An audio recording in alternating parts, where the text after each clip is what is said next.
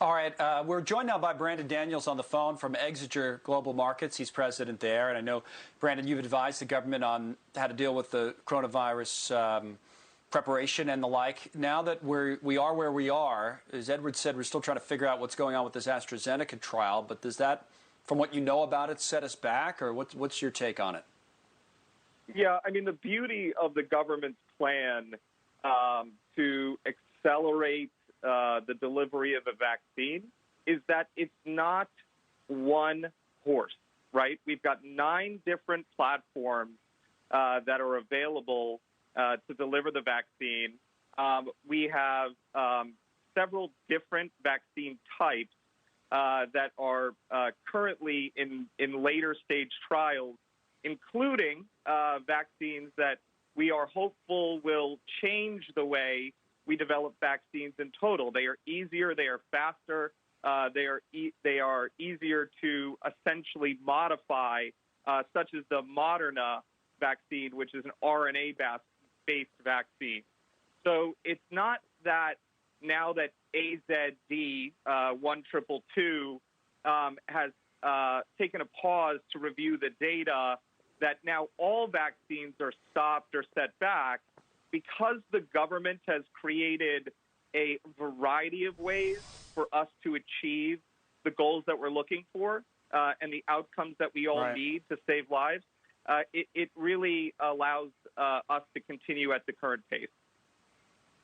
Now, we've spent so much time the last few days especially speculating about, would the vaccine be ready? Would one be ready by November 3rd? Is it the end of the year? Is it early next year? And as you say, there are many companies involved from, Johnson & Johnson, AstraZeneca, Pfizer, Moderna, whatever the case may be. But is the takeaway then from what you're saying, it seems to be, for the general public, listen, we're going to get one of these. That's a given. It's just a matter of time, and the end of the year, that's a fair estimation, do you think?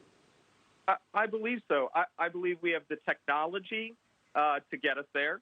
The virus itself, provides some advantages in terms of testing, right? People get sick quickly, and there's contagion. So you can actually test vaccines fairly quickly, as opposed to other viruses that we have developed vaccines in the past to mitigate.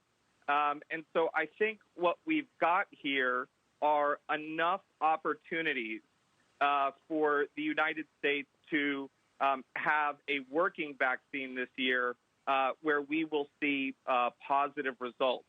And the biggest thing, Connell, is not the vaccine itself and the research and development that's happening now. It's all the work that the federal government is doing to create effective logistics and to make sure that these, in some cases, innovative therapies and innovative vaccines have the supply chains that are necessary so that we can get them out to millions, to hundreds of millions, to billions of people in the rapid way that we need to. What's your level of confidence that we'll be able to do that when it comes to a vaccine in terms of distribution? How will it get from point A to point B being kind of the end user, and who, do we have to prioritize somebody who gets it first, that kind of thing? How do you see it playing out once there's at least one in place? I think it depends on the platform that is the approved vaccine in the end.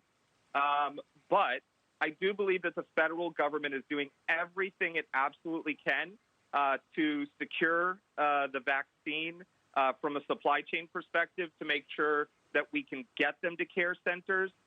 They're already starting to give notifications to states to clear the way for vaccine delivery. And in the background, they're also making sure that there isn't potential tampering or sabotage in the vaccine supply that would stop, the spread of the vaccine and from America from saving lives. All right. Thanks for calling in. We appreciate it. We'll keep watching this, of course. Brandon Daniels with us. Melissa, back over to you.